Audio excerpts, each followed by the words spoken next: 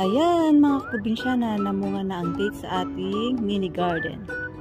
Ayan o, maliit na dates. Ayan, natin tinamnan namin ang ano dyan sa puno ng kamote. And there you go, ang kanyang bunga, lalaki. Ayan o. Ang baba, ang lalaki, grabe. Hintayin natin tong mahinog. Ayan o. Parang ano siya, parang lansones.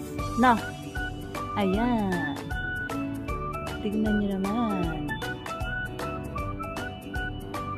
Pangan natin ang kanyang paghinog. Ang dates.